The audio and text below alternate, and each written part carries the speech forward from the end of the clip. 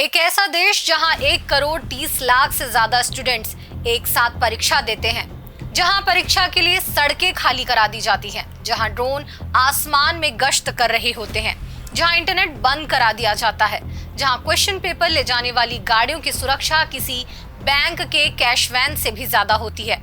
और इतनी बड़ी परीक्षा के बाद ना कोई पेपर लीक की खबर, ना कोई प्रोटेस्ट, ना बच्चे रोते हुए घर जा रहे हैं, बल्कि माँ बाप गुलदस्ता लेकर खुशी खुशी बच्चों को रिसीव कर रहे हैं। तस्वीरें देखकर आप समझ ही गए होंगे कि ये भारत नहीं है। तो चलिए सस्पेंस खत्म करते हैं। इस देश का नाम चीन है और दुनिया की सबसे बड़ी परीक्षा आयोजित करने वाले चीन की इस परीक्षा का नाम है गाओकाओ। यह दुनिया में यूनिवर्सिटी में दाखिले के लिए सबसे बड़ी परीक्षा है, ठीक वैसे ही जैसे हमारे देश में नीट और जेईई के पेपर्स होते हैं। उधर चीन 1 करोड़ 30 लाख से ज्यादा स्टूडेंट्स की परीक्षा बिना किसी बड़े विवाद के करा लेता है। इधर भारत में 20 से 25 लाख छात्रों की परीक्षा के बाद सबसे ज्यादा ट्रेंड करने वाला शब्द बन जाता है पेपर लीक। तो सवाल है कि चीन के चर्चे और भारत के पर्चे दोनों कैसे सुर्खियों में बने हुए हैं और कैसे अचानक इसकी तुलना शुरू हो गई है।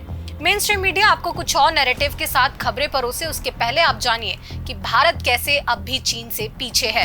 नमस्कार, मेरा नाम है पूनम ऋतु सेन और आप देख रहे हैं द लेंस। इस वीडियो में बात विस्तार से हर एक पहलुओं पर, लेकिन अगर आप हमारे चैनल में नए हैं तो पहले सब्सक्राइब कर लीजिए, जहां सच साफ साफ कहा जाता है, दिखलाया जाता है। भारत और चीन की तुलना अक्सर अर्थव्यवस्था, टेक्निक और विकास के पैमानों पर की जाती है। सच यह है कि कई क्षेत्रों में चीन अभी भी भारत से आगे माना जाता है, लेकिन एक ऐसा क्षेत्र है जहां भारत चीन को पीछे छोड़ चुका है और वो है आबादी। आज भारत दुनिया का सबसे अधिक आबादी वाला देश है। सबसे बड़ी बात यह है कि भारत को दुनिया का सबसे युवा देश कहा जाता है। करोड़ों युवा भारत की सबसे बड़ी ताकत माने जाते हैं। 65% युवा आबादी वाले देश भारत में आज क्या युवा खुश हैं? क्या हमारे युवा उतने ही सुरक्षित, निश्चिंत और आशावान हैं जितना उन्हें होना चाहिए? क्योंकि भारत का एक बड़ा युवा वर्ग आज भी सरकारी नौकरी, मेडिकल और इंजीनियरिंग जैसी परीक्षाओं की तैयारी में अपने जीवन के कई अहम साल लगा देता है। हजारों किलोमीटर दूर परीक्षा केंद्र तक पहुंचने के लिए छात्र ट्रेनों और बसों में ठूस ठूस कर सफर करते हैं। परीक्षा से ज्यादा चिंता उन्हें इस बात की रहती है कि कहीं पेपर लीक ना हो जाए, कहीं परीक्षा रद्द ना हो जाए और कहीं उनकी साल भर की मेहनत एक झटके में बेकार ना चली जाए। दूसरी तरफ चीन की एक तस्वीर हाल के दिनों में दुनिया के सामने आई है, जो भारत स्थित एक चीनी प्रवक्ता ने शेयर की है। 1 करोड़ 30 लाख से ज्यादा छात्रों ने दुनिया की सबसे बड़ी प्रवेश परीक्षा गाओकाओ दी, लेकिन परीक्षा खत्म होने के बाद चर्चा पेपर लीक की नहीं बल्कि परीक्षा के सफल आयोजन की हुई। यही वजह है कि इन दिनों सोशल मीडिया पर भारत और चीन के परीक्षा सिस्टम की तुलना जमकर हो रही है। दिलचस्प बात तो यह है कि जिस बहस ने सोशल मीडिया पर लाखों लोगों का ध्यान खींचा है, उसकी चर्चा आपको मेन स्ट्रीम मीडिया में शायद ही देखने को मिले। चीन की परीक्षा व्यवस्था की चर्चा करने से पहले यह समझना जरूरी है कि आखिर गाओकाओ है क्या। भारत में अगर आपको 12वीं के बाद किसी प्रतिष्ठित विश्वविद्यालय में दाखिला लेना है तो CUET, जेईई या नीट जैसी प्रवेश परीक्षाओं से गुजरना पड़ता है। चीन में भी कुछ ऐसा ही सिस्टम है, लेकिन कहीं ज्यादा सेंट्रलाइज्ड और कॉम्पिटिटिव। गाओकाओ का पूरा नाम है national higher education entrance examination. फर्क सिर्फ इतना है कि भारत में अलग अलग कोर्स और संस्थानों के लिए अलग अलग परीक्षाएं होती हैं, जबकि चीन में करोड़ों छात्रों का भविष्य काफी हद तक इसी एक परीक्षा के प्रदर्शन पर निर्भर करता है। यही वजह है कि चीन में गाओकाओ को सिर्फ एक एग्जाम नहीं बल्कि जिंदगी बदलने वाला मौका माना जाता है। कई छात्रों के लिए यह परीक्षा तय करती है कि उन्हें देश की टॉप यूनिवर्सिटी मिलेगी या नहीं, उन्हें बेहतर नौकरी के अवसर मिलेंगे या नहीं, और कई मामलों में उनका सामाजिक व आर्थिक भविष्य किस दिशा में जाएगा। इस परीक्षा का पैमाना भी हैरान करने वाला है। 2025 में करीब 1 करोड़ 33 लाख छात्रों ने गाओकाओ में हिस्सा लिया था। वहीं इस बार 7 से 8 जून 2026 के बीच आयोजित परीक्षा में भी लगभग 1 करोड़ 30 लाख छात्र शामिल हुए। अब तुलना करते हैं। भारत में नीट में लगभग 22 से 24 लाख छात्र बैठते हैं, यानी चीन की परीक्षा में नीट से लगभग 5 गुना ज्यादा छात्र शामिल होते हैं। लेकिन दिलचस्प बात यहाँ से शुरू होती है। गाओकाओ के दिनों में चीन का पूरा प्रशासन मोड बदल देता है। कई शहरों में निर्माण कार्य रोक दिए जाते हैं, हॉर्न बजाने पर प्रतिबंध लगाए जाते हैं, ट्रैफिक डाइवर्ट किया जाता है, एग्जाम सेंटर के आसपास शोर कम करने के निर्देश दिए जाते हैं, बच्चों को सुरक्षित एग्जाम सेंटर्स तक पहुंचाया जाता है। क्यों?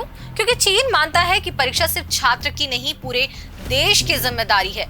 यही कारण है कि गाओकाओ को सिर्फ चीन की परीक्षा नहीं बल्कि दुनिया का सबसे बड़ा एकेडमिक इवेंट भी कहा जाता है। अब समझिए कि पेपर लीक रोकने के लिए चीन क्या करता है। अब आते हैं उस सवाल पर जो भारत के करोड़ों छात्रों को सबसे ज्यादा परेशान करता है, पेपर लीक।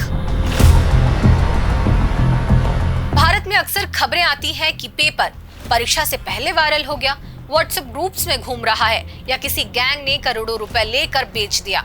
लेकिन चीन इस खतरे से कैसे निपटता है?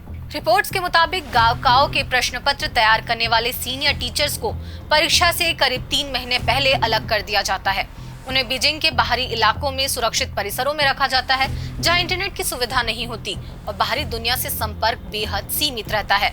सवाल तैयार होने और पेपर छपने तक वे बाहर नहीं आ सकते, यानी पेपर बनाने वाला व्यक्ति ही उसे लीक नहीं कर सकता।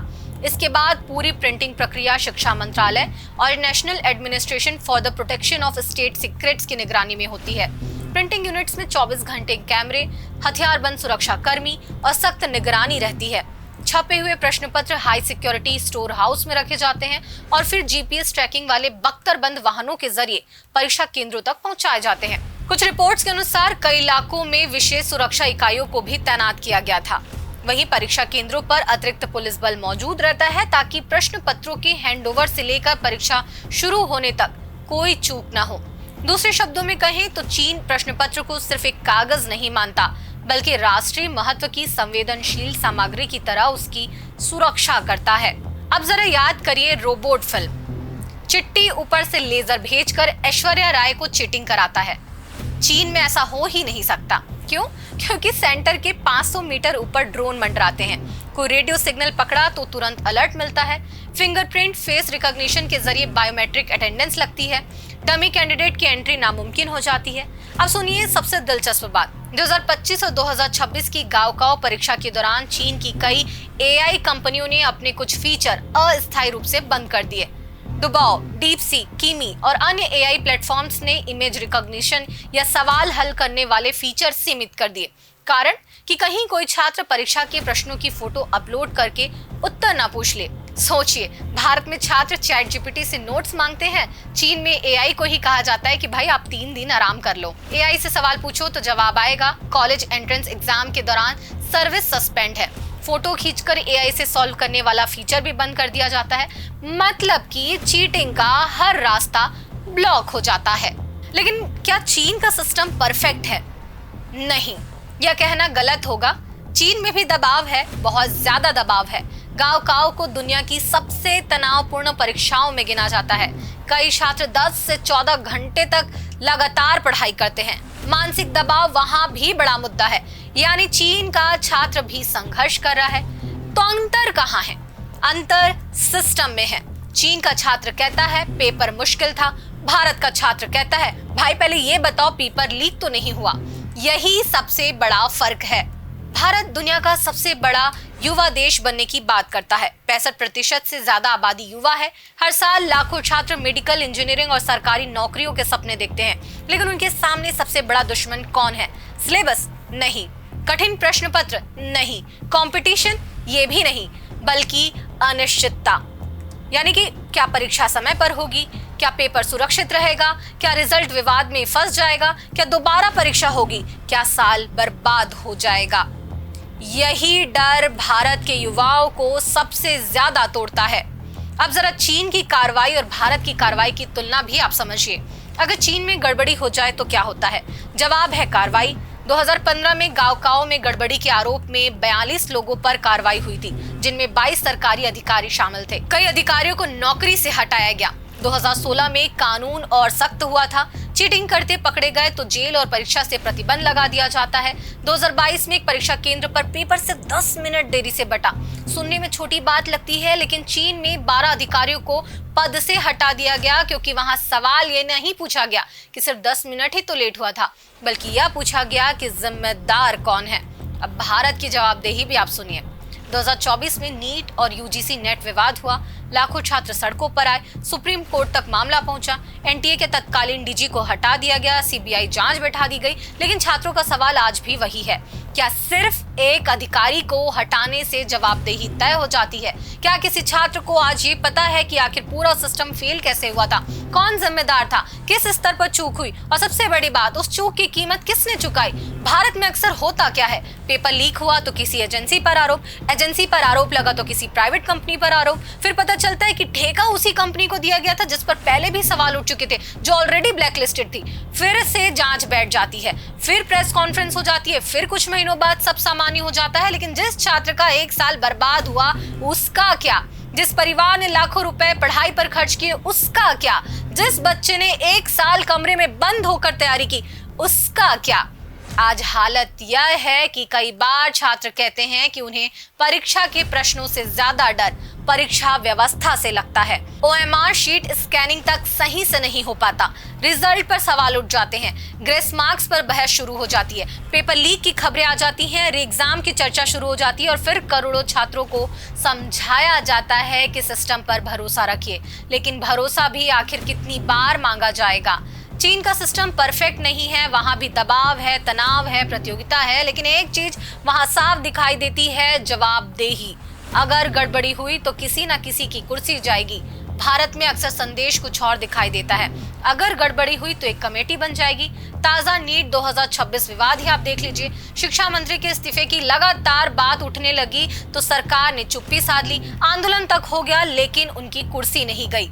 यही वजह है कि आज भारत का छात्र सिर्फ नौकरी या कॉलेज की सीट के लिए नहीं लड़ रहा, वह एक भरोसेमंद परीक्षा व्यवस्था के लिए भी लड़ रहा है। क्योंकि किसी भी देश के युवाओं को सबसे बड़ा नुकसान कठिन परीक्षा नहीं पहुंचाती, उन्हें सबसे ज्यादा नुकसान उस सिस्टम से होता है जिस पर उनका भरोसा टूट जाए। अब आप भारत बनाम चीन का असली अंतर समझिए। बहुत से लोग कहेंगे कि चीन में लोकतंत्र नहीं है, इसलिए वहां नियम लागू करना आसान है।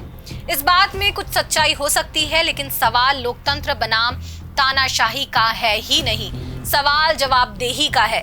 अगर किसी परीक्षा केंद्र पर 10 मिनट की लापरवाही पर अधिकारी हटाए जा सकते हैं, अगर चीटिंग पर सख्त कार्रवाई हो सकती है, अगर परीक्षा राष्ट्रीय प्राथमिकता बन सकती है, तो भारत में क्यों नहीं? भारत के पास टेक्नोलॉजी है, बजट है, प्रतिभा है, लेकिन क्या हमारे पास उतनी ही जवाबदेही है? यही असली सवाल है। चीन का मॉडल भी परफेक्ट नहीं है, वहां भी दबाव है, लेकिन एक जो चीज है जो भारत सीख सकता है और वो है परीक्षा की विश्वसनीयता। क्योंकि जब छात्र परीक्षा हॉल में बैठता है तो उसे सिर्फ सवालों से लड़ना चाहिए, सिस्टम से नहीं। आज का सवाल अब आपसे, क्या भारत चीन जैसी सख्त परीक्षा व्यवस्था अपना सकता है या हमें कोई नया भारतीय मॉडल बनाना चाहिए? कमेंट में अपनी राय हमें जरूर बताइए। अगर वीडियो पसंद आया हो तो इसे लाइक, शेयर और सब्सक्राइब जरूर करें, क्योंकि यह सिर्फ एग्जाम की कहानी नहीं है, यह भारत के भविष्य की बात है। द लेंस ऐसे ही रिपोर्ट्स दिखाता रहेगा, इस पर बात करता रहेगा। मिलते हैं किसी और रिपोर्ट में नए विषय के साथ। धन्यवाद।